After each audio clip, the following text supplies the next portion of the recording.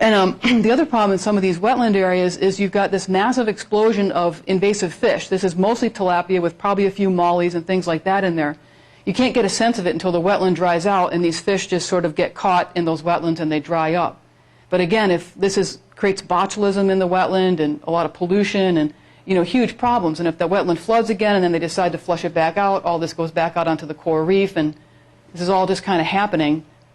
And it was really interesting. So some of the other experiments that we did with these wetlands is we wanted to look at the impact of these fish on rupia. And because not only is that we suspected it was a problem, and I won't go through all the data or the experimental design with you, I just want to show you a little bit about what we're doing in there.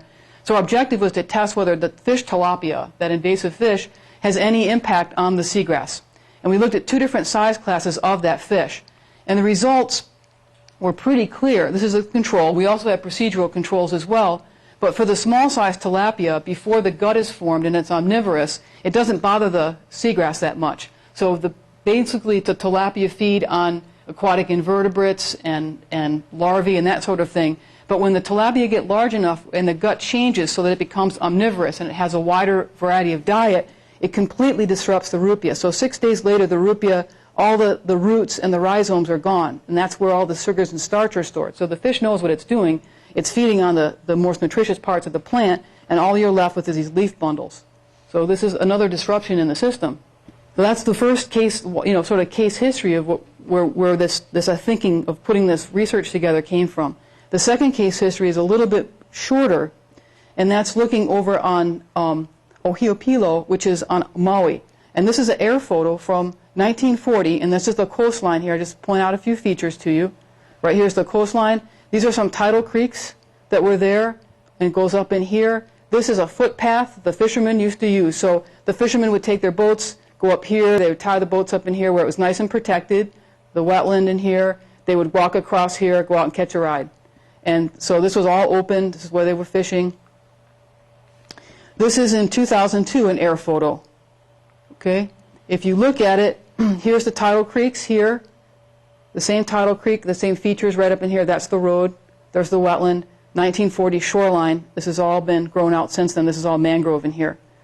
So it was really shocking to go over to Molokai and see these major changes that have happened in the sort of areas between wetlands and how they're connected to the sea. I mean, these are sort of big changes going on in these places, and this is the sort of thing that inspired us to look a little bit closer at what the state is of these wetlands and these salt marshes and how they're connected out here to the shallower marine environment and then into the coral reefs and other areas.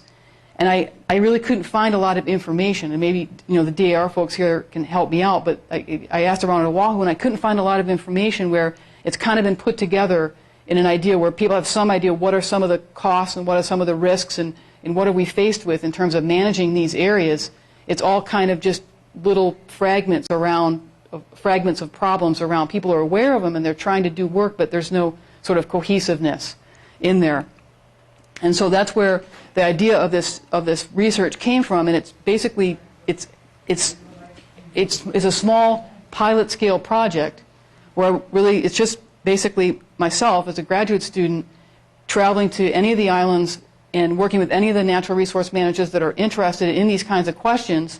And I have an undergraduate and then just some travel funds to go and do this. And really what we want to do is just go into these wetland areas, places that have like sort of an estuary or a salt marsh or a tidal flat, and then nearby coral reefs and seagrass beds, and sort of look at, what is the state of that. And again, going back to Koloko Honokahau on the Big Island, this photograph back here, this is actually in very, very good shape.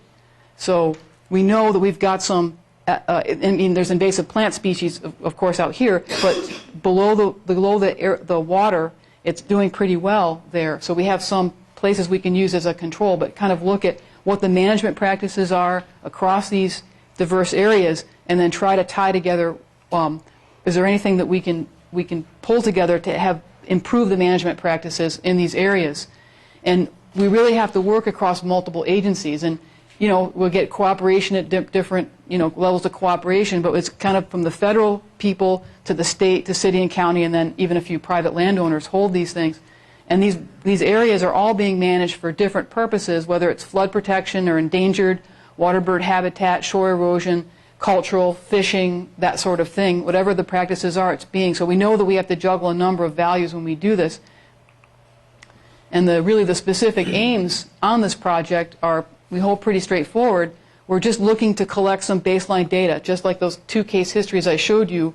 What is the status of these wetlands? How are they connected out to the shallow nearshore areas?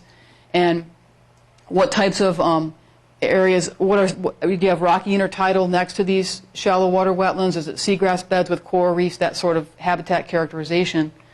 And then the second specific aim is just to look at, there's a broad range of management approaches and practices, some which exist on paper only, some of which are actually implemented, and looking at what those practices are and seeing if we can glean any improvement in the practices, learning from each other across the different islands. That's basically the gist of what I came here to say today. So anyway, that's it really.